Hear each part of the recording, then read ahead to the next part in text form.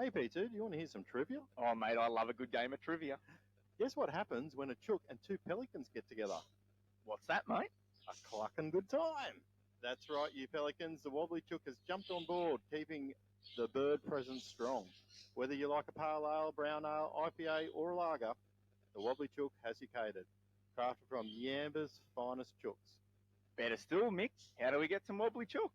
That's easy, P2. Jump online at www.wobblychookbrewingco.com or pop in to 26 Cole Street in the heart of Yamba. And have a clucking good time.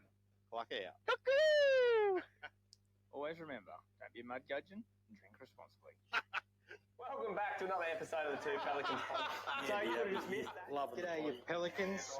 You really was. You were sort of hung up on his Go and have a good time from there a bit later on. Pelicans landing in 3, 2, 1.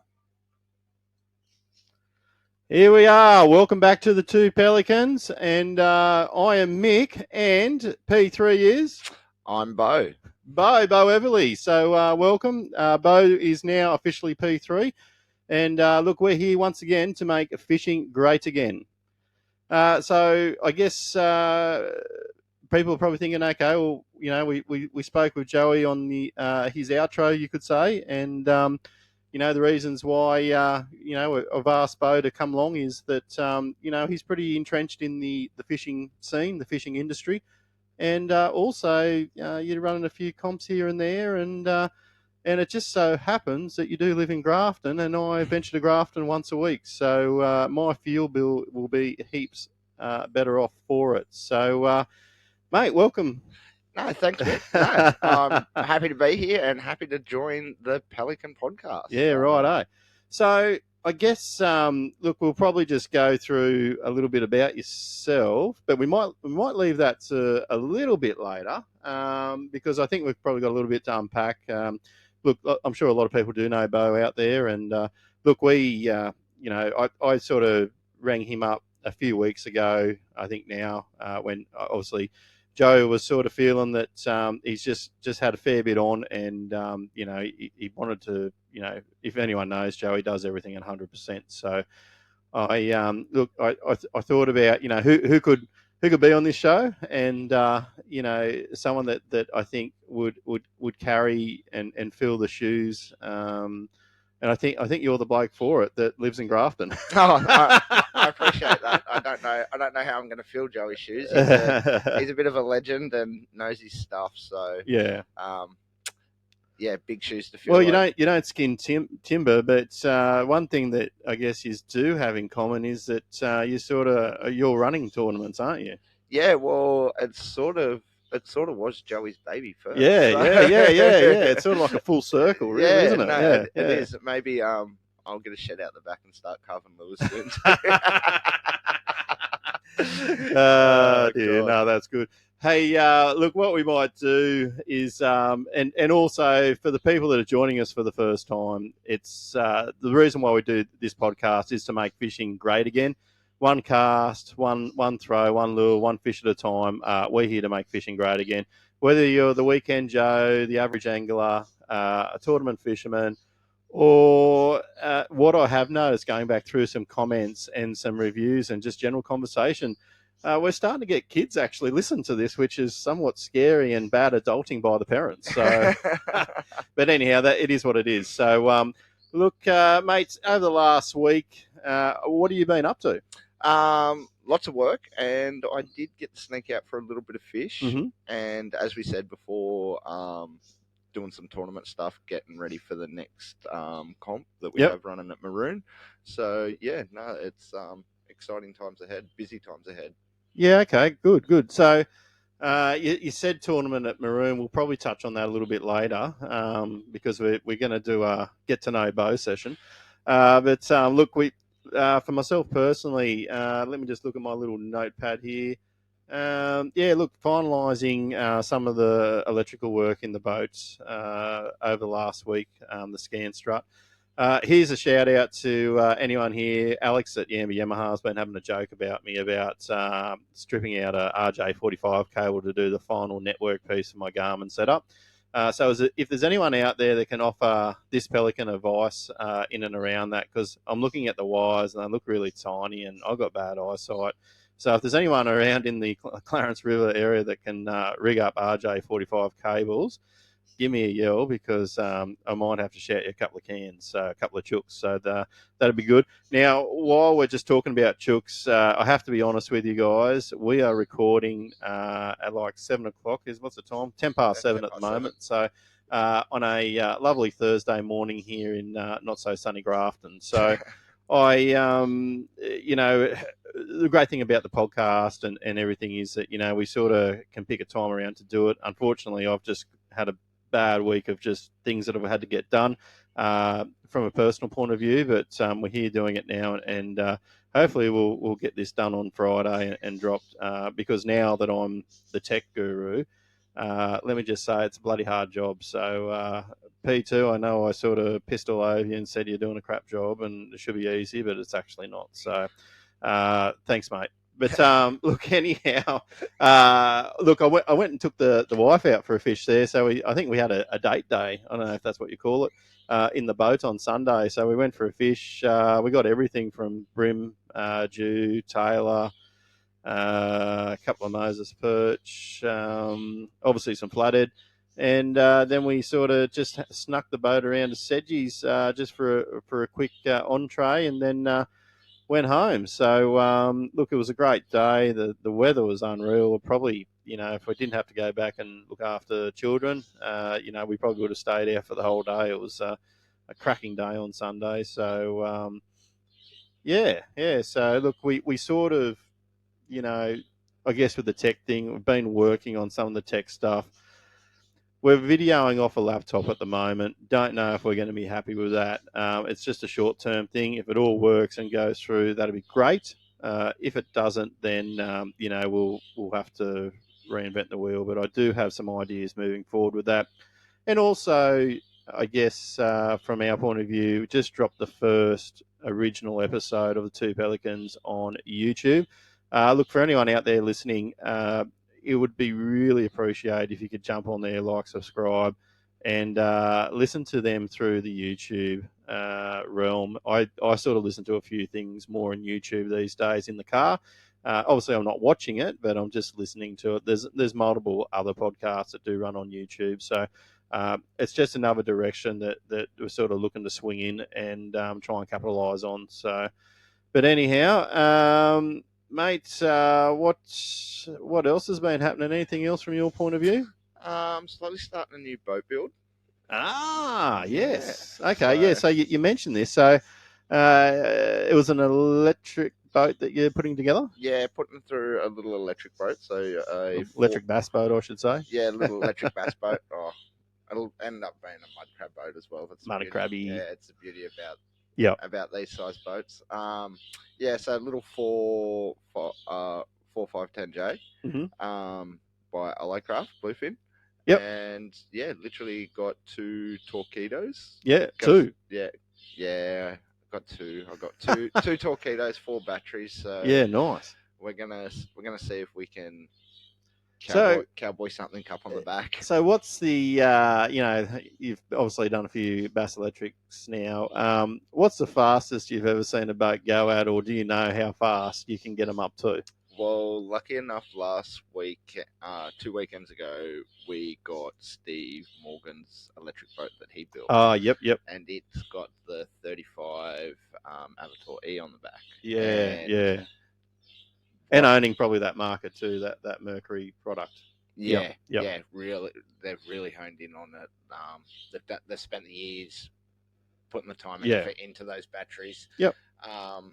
And yeah, now the proof's in the pudding. So yeah, we had 2 people in a boat in a 4.5 meter tinny, flat bottom, and we got 15 Ks with two blokes in it, and it was loaded to the brim with tackle. Yeah, nice. And you know what? It's funny, like, you sort of just take a step back, and whether people like it or not, the world is going to an electric sort of model, isn't it, really? These motors will potentially just get bigger and bigger and faster and be able to last longer as well. So, yeah. Nah, that's really good, mate. And so you've just started the build, have you? How long is it going to take you to sort of, get it done? It shouldn't take me too long. Like it's already got the live well's already been done. Mhm. It's already floored and Yep. that, so it's pretty much just fitting all Yep. all electronics. So yeah, that's fun.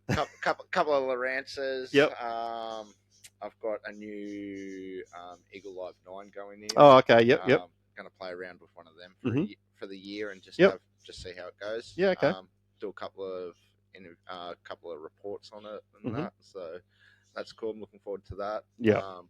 Torpedoes on the back, Minn Kota on the front. Yep. And Away you go. yeah, if I can say 12Ks out of that, I'll be a happy man. We're always chasing speed, that's for sure. All right, I'm going to try and press some of these buttons that Joey used to press. I don't know. I'll just do this maybe for news. I don't know if this is right. That definitely wasn't what we did. Was it this one? No. I think that might have been it. I don't know.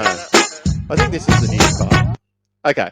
So, news. Well, the big news is that, look, we've spoke about this multiple times on this podcast, and, there's all sort of been mixed reviews about it through the time that we've been doing the podcast, because basically it started when I guess we started just about, and that is that MLF Australia have actually pulled the pin, which is a little bit unfortunate. I sort of thought in my mind that, definitely would replace the Berkeley Super Series.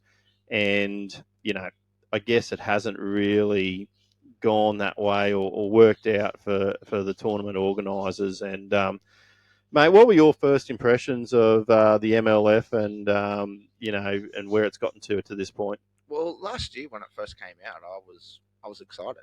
Yeah. I was like, okay, cool. We're coming back in. We've got a little bit of that, trying to get that a bit of American feel and vibe coming back into our fishing scene, which we all know America will lead the fishing industry in tournaments and that. So, yeah, no, I was excited, and then to wake up, I think it was halfway through last week. I think early last week, and to see that they pulled the pin, I was a little bit gutted for the guys that do it, because I know they got really behind it, and I felt at the end of last year, start of this year, there was starting to be a bit more of a push for them. I thought it was a turning point for them too, just quietly, but because I think two things that come out of it. Look, away from who fishes where or goes to America and all that, which is something that we spoke about. That we probably did pick apart a little bit in the first about the first year. That there was no bass comps was probably the biggest thing. Yeah. But this year around they had bass and brim. And I think the entry fee was at what I would have called a reasonable price. So I feel like they listened to the feedback that they got from last year from a few of the competitors that wanted to fish it that maybe weren't confident brim fishermen. Yeah. Look, I sort of I took a few points out of I guess the announcement, so to speak, that was on Facebook, and one thing that did strike me as interesting is that the MLF body is still looking for a participant to run them in Australia. So I don't know if that was, I don't know if it's the end of it, if that makes sense. I think the post was like felt that they probably weren't supported, and by I guess essentially the fishing community. And look, Bo, I guess the thing is here, you're sort of running some comps there now. It's a tough game to get people into it, isn't it? Oh, yes, yes. And it's hard to get their support. Some people don't like change, and not having a go at it. I don't like change sometimes, but I believe for us to grow in the sport and to move forward, we need to innovate ourselves and get better at these things, and back the people that are doing it. Yeah. Otherwise, our our sport will die. Like, Yeah, that's right. And you know what? More opportunity for people to take up. A tournament's a good thing. And you know what? I believe that there was a place for it in Australia. That's for sure. Obviously, teams tournament. I think they were sort of staying in their lane where they could, I believe. But I just I don't know. There's a few things that come to mind. The first one is that from a Brim point of view, it would have been good just to see this year run out because I just feel like, and we said it, that it was going to be a turning point, and then they were going to run a couple of rounds up this way. Yeah. I think it was Richmond and Clarence from memory. So the only two rivers that matter in New South yeah, Wales. that's right. That's all that matters, actually. Actually, the Clarence is all that matters. But I found it quite. I was a little bit shocked actually because I actually felt like it did turn a corner. Yeah, And, well, I had it down on my fishing calendar that they were penciled in to go have a look at. So yeah. So the other news, Tom, you brought something to my attention there, I think yesterday, and did you look into that a little bit more? I tried to find it last night, but I don't know if the post got taken down. It might have got a little bit too much. Got a little bit heated. Yeah, got a little bit heated. Bit of controversy. Yeah. All right, no, that's fine. Or we better not talk about it then, or Nah. else we might throw ourselves in the saucepan. So, but anyhow, any fishing news from your side of things? Would you like to bring up maybe some of the tournament stuff that's coming up from your side of things, as in the Bass Electric? Yeah, we can talk. We can talk a little bit about the Bass Electric. So, if anyone doesn't know, I'm a part of the Bluefin fishing team, and we run the BET, which is the Bass Electric Tour. Used to be ran by ABT, and our P2 used to P2 be the tournament director of it, and pretty much had it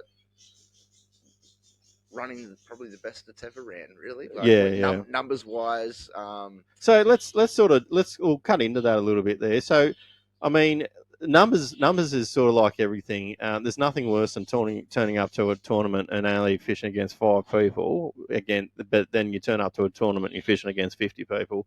Let's talk about some of the Bass Electric numbers and what are some of the points of difference that you believe that Fred and Irk down the road there could go out and have a crack at doing something like this. Obviously, the startup cost is probably a big thing. But look away from that.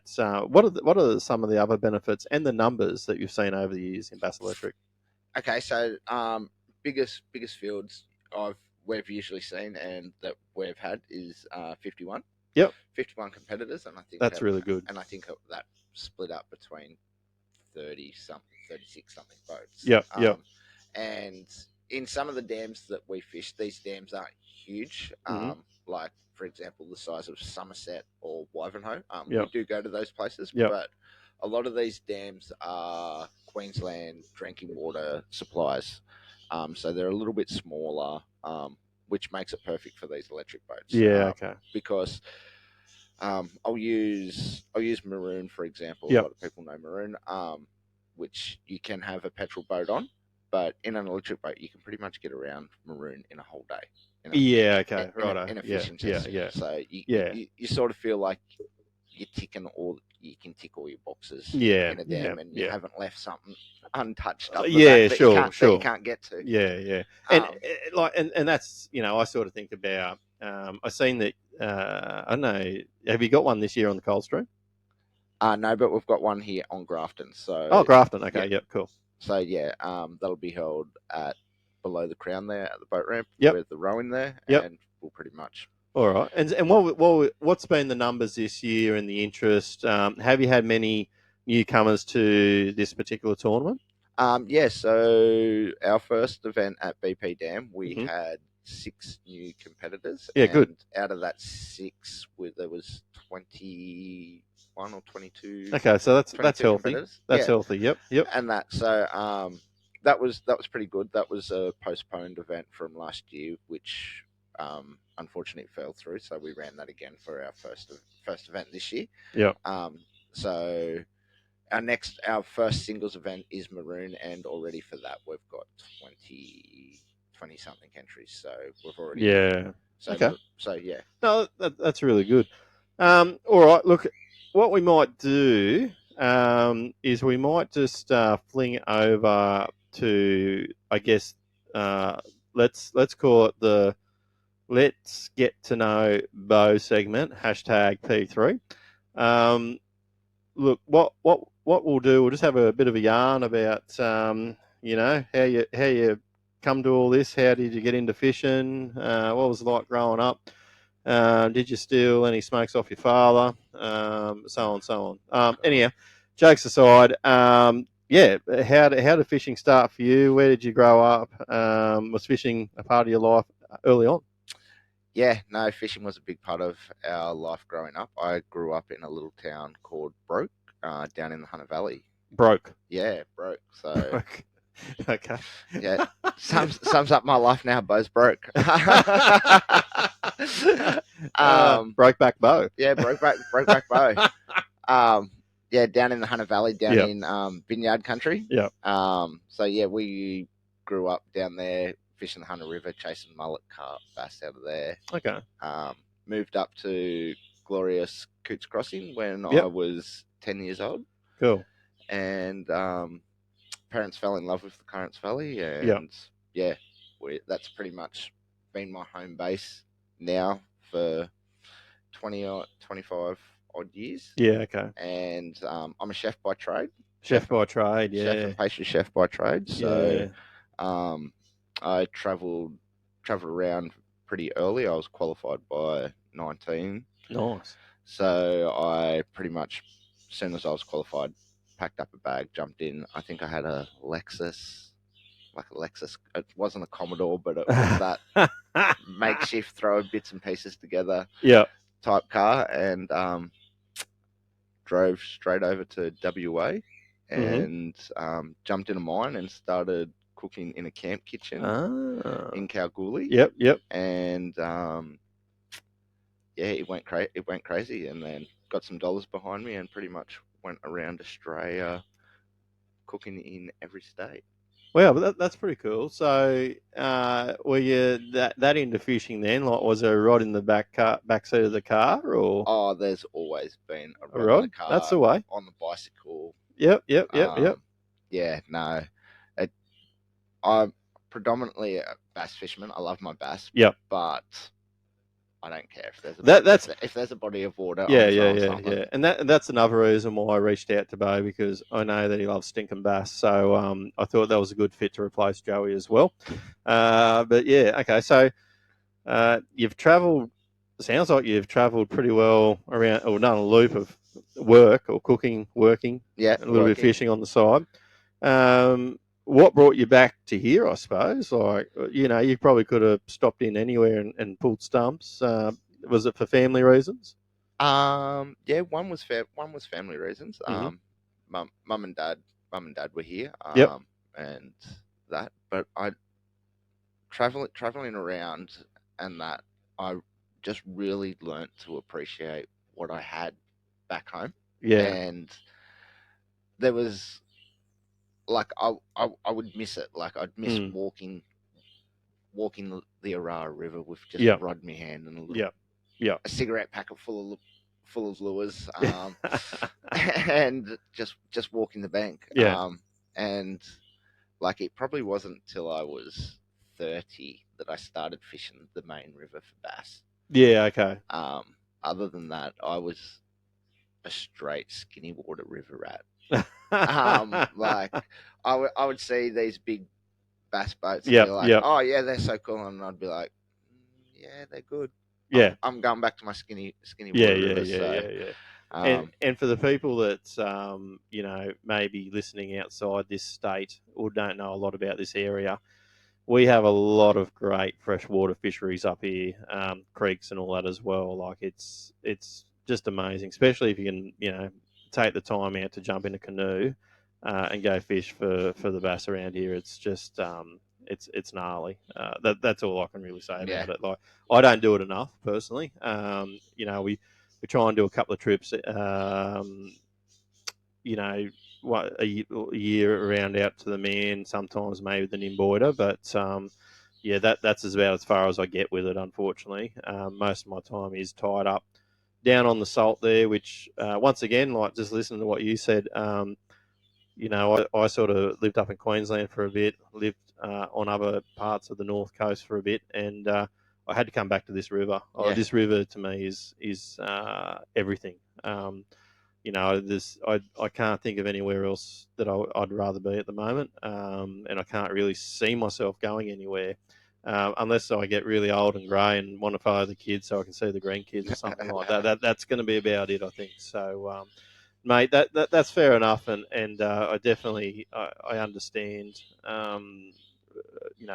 why you wanted to stick your feet back in the ground here. So, I guess away from that, what made you transition into tournament fishing?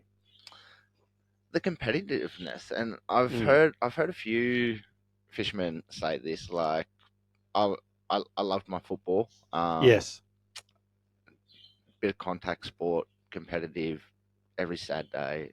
It was great. Yep. But then with chefing, you didn't It's really. hard to. It's hard to. Yeah, It's hard yeah. to. It's hard to get your Saturday off to Yeah. play, to go bash your body up, and then try work the rest of the week standing on your feet 12 That's hours right. a day. That's right. That's right. So yeah, I was love my fishing. I actually came to a Grafton round. I wasn't actually fishing, and this is when James Reed was running ABT. Okay. Yep. And I rocked up at the boat ramp. I was like, what's going on? What's going on in my river? Like, oh, Jimmy. And this is bullshit. Who bought all these boats? Who do these winkers think they are on my river? Yeah. And just got talking, and Jimmy was like, "Oh, we've had a fella pull out. Do you want to jump in as an observer?" Yeah. Right. And I was like, "Do I get to fish?" And he's like, "Nah, not as an observer." And I was like, "Oh." What do I want to go sit on someone's boat for? And then he sort of broke down and explained to me that this gentleman would only be able to catch 2 fish out of his 4-fish bag limit because he only had himself on there. And yeah. And I was like, okay, right, no worries, I'll help a bloke out. And ended up being Simon Merchant. And Oh, yeah. little to known, 2 years down the track when I started comps, we ended up becoming really good friends. Yep. And I didn't know this, but I was fishing with Graham Ford, which is a fella that's in his sort of little inner circle. And I was mentioning that I fished with this fella and that. And then he's like, here we go, we'll go see him. And I was like, and then and then just realized how small of a network and what a beautiful community our fishing community is. And fell in love with it that way.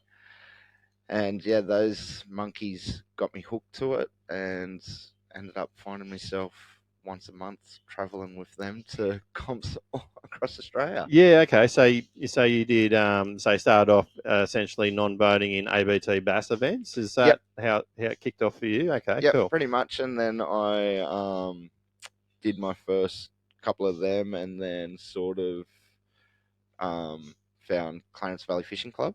Yes. And joined with them, and that as well. And then that's pretty much sort of where my tournament stuff started. Yeah. And I think that's where it starts for a lot of us. I from memory, and I think I've said this before. Like, I done a couple of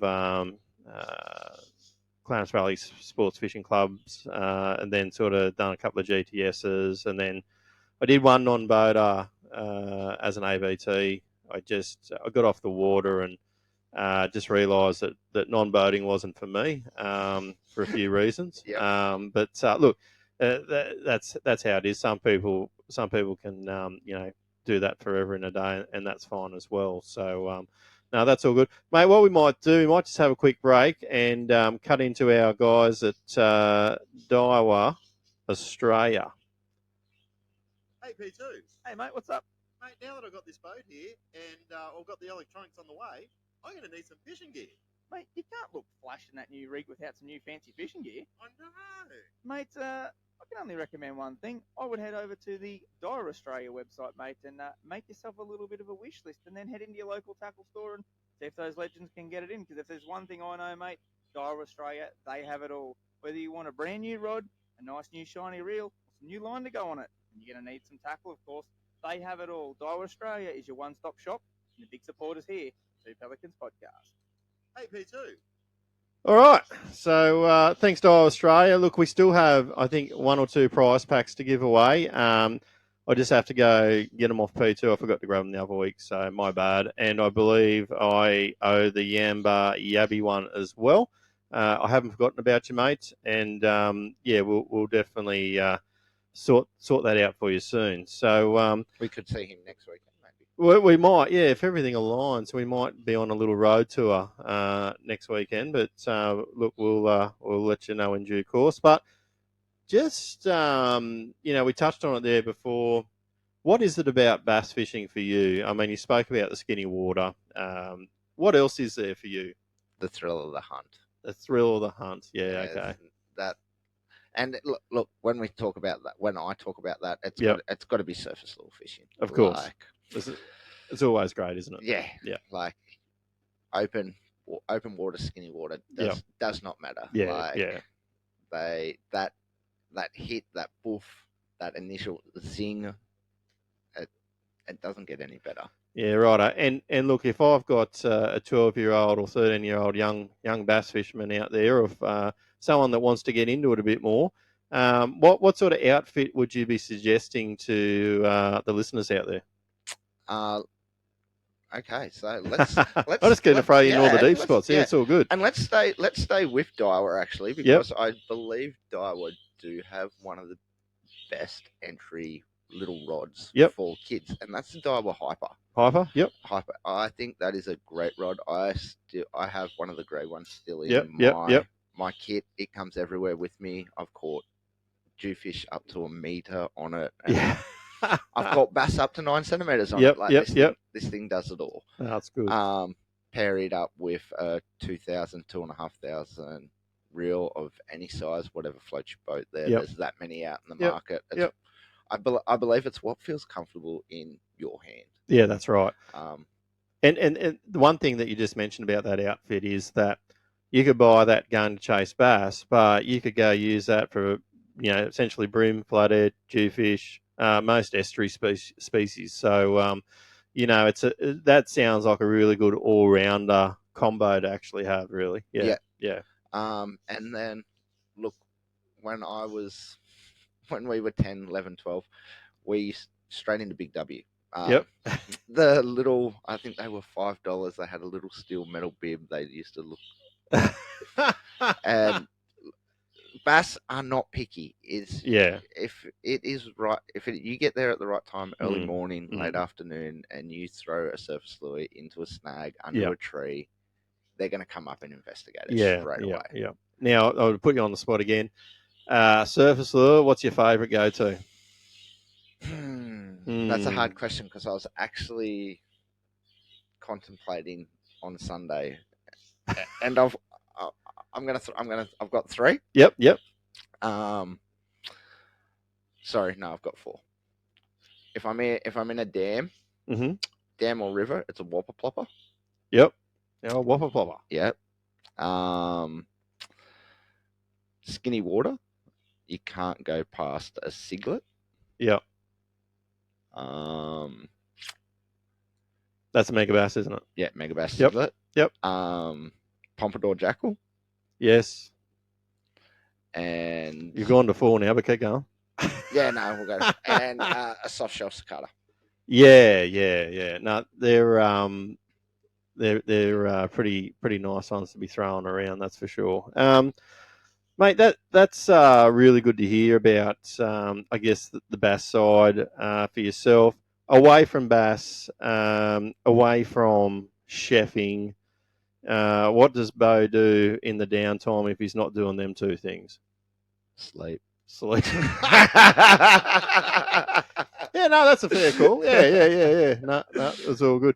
Because, like, yeah, I mean, most people probably know, but like chefing's like nearly a 12-hour shift at times, isn't it? Really? Yeah, that's a good day. Yeah. That's a good That's day. a good day. You're on your Yeah. feet. You're running around with your head cut off. Anyone's ever watched Gordon Ramsay? That's what Beau will be like. But no, just No, kidding. not that bad. A few idiot sandwiches get thrown around. But Yeah. No, that's fine. No frying pans, that's for sure. Mate, look, that's been really a good bit of insight for yourself. And look, one thing that we do here is we do try and make fishing great again. And how are you going with your kids and passing on the knowledge and skills that you've got in the realm of fishing? I have so much more respect for my father and grandfather.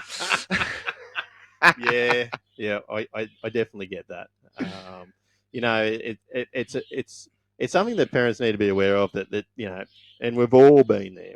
Sometimes we just get a bit impatient, or you know, we get a tangle 5 casts in a row, or you end up with a hook in your face, whatever it could be. But it's times like these that you do remember as an adult, and they will too, and you're making great memories on the water, and that's what fishing is all about. So, mate, I definitely do get that, but yeah, that's it is what it is. So, look, guys, we'll probably keep this episode fairly short today, but what I'd say is that if there's any questions that you'd like to ask P3, then by all means go ahead, drop us a line at twopelicans@gmail.com. Or you can just drop it in on our messenger page, and we can go from there. So anything that you'd like to let the viewers know that we haven't let, or viewers, listeners, anything else that we need to let them know about yourself? I drink rum as well as Joey. So I've got another mad rum drinker. Probably don't show up as much as him, but like as he said last week, that fellow will show up at 2:30 in the morning. Chipper as a rooster. Yeah. Don't expect that from me. Yeah, no, I'm generally a wounded soldier most of the time these days, but you know, 15 years ago was a different story. But yeah, so but yeah, okay. Well, here we go. Do you drink ginger beer, alcoholic ginger beer? No. Do you drink beer?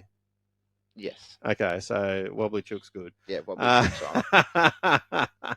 No, that's good. Look, you know, the other thing is probably stress as well. So we sit here and make many comparisons. You know, it's sort of good to have a fresh face in this sort of space, and look, we're going to, you know, progressively just shift the focus a little bit of this podcast moving forward, and you know, and hopefully we get to influence some of the guys out there in and out of this industry to obviously make fishing great again, get behind what we're doing, and support the people that also support us. So, mate, I think that's what we're going to do, and the motto is make fishing great again. So, yeah, look, guys. I think that'll be about it for me today. Like I said, this one's a bit short, though. We're just going to go to any. We might have a bit of a mud gudgeon segment. So, mud gudgeons for you this week, Beau? Big tall building in South Grafton. The what? The big tall building in South Grafton that thinks it's a takeaway shop. That's not. The big tall building. Yeah, 2 stories. Righto. Okay, I'm going on with that. Okay. So you couldn't take away the food? Is that what you're saying? I want to know what happens to a bloody ice cream machine downstairs that never works. Like, I've got a little bit of food industry experience, a few years up my sleeve. Yeah. And if this seal keeps breaking on this ice cream machine, yep, there's something wrong. There's something very wrong. Yeah. No, that's no good. They're my mud gudgeon. A man just wants ice cream. Yep. It was hot. It was muggy. I got out of the kitchen. I just wanted an ice cream. Just an ice cream. Wasn't much in life. One fucking ice cream. Yep. Yep. And couldn't even have it. So, that's disappointing. Yeah. But anyhow, mate, we'll have our ice cream though. I like that. I do Fucking like ice that. Now, look, I've written something here. The first one is obviously in our week of transition of teching and me trying to run the tech. And God knows this may not even go to air. So this could even be funny because I might not have something actually working right here. Google phones. Now, I brought this phone mainly for the camera at the time. Like it was a pretty good image camera, all the rest of it. And I think we get that with those cameras. Like Yeah. they're second to none there. Yeah, they are good, right? And look, I brought it, but Google's connectivity with everything that lies around it is fucking hopeless, right? I have my phone, my Android Auto pops out all the time out of the car, doesn't work properly, and now trying to get calls and that back through here, we're having problems with. So after this podcast, I think Beau and I are going to do a little bit of testing for a couple of minutes and just see whether the fruit phone can actually pull the goods through. So. But yeah. So shout out to Google. Get your connectivity right. It's pretty appalling. So that's one.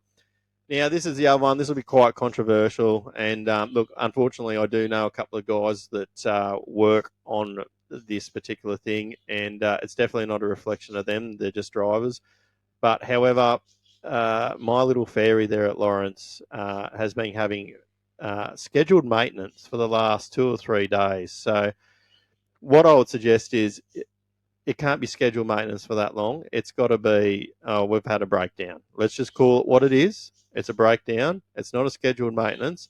And they kept putting the clock back saying, oh, it's further scheduled maintenance. It's definitely not that. So the ferrymen, the people that run that show, call it out for what it is. It's broken, okay? And, maybe one day we might see the two ferries run in unison again. But yeah, pretty disappointing from my side of things. But mate, the difference between a breakdown and scheduled maintenance, and you'd know in your world too, they're two totally different things. So Exactly. yeah.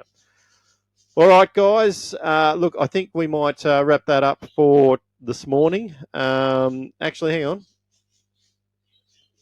I never brought me coffee in. I was a bit disappointed about that. Look, I think that's sort of our episode for today. Look, once again, Beau and I are going to try and deliver this weekly if tech and time definitely allows. We are moving it back to Friday because it just gives us a bit more time to make sure the tech's running right. And if we drop this camera on the way that we're hoping that it's going to be dropped on, then we just want that bit of time to potentially edit and do some work with that as well. So yeah, dropping to a Friday now. If something changes, we'll definitely let you know. As for the upper episodes, the video episode of this will release in sequence. So if everyone can help us out with the YouTube side of things, go back and watch them other ones. We'll slowly get these video recordings back out onto YouTube, but there's no point releasing episode 2 and then dropping this episode, which is 32, in there and have it all jumbled up. So I'd just like to have that nice sequence through so everyone sort of gets a bit of an idea, because I think every episode we do discuss previous episodes. So I think it's good to have that sequence running through. So Has that roll-on effect? the roll-on effect. That's it. So look, thanks to everyone. Thanks to everyone for being patient. Welcome to Beau. Thanks for having me. All right, and look, you've been listening to the Two Pelicans. This is Mick. This is Beau.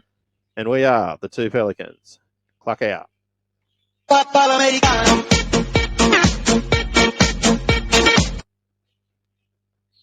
Okay.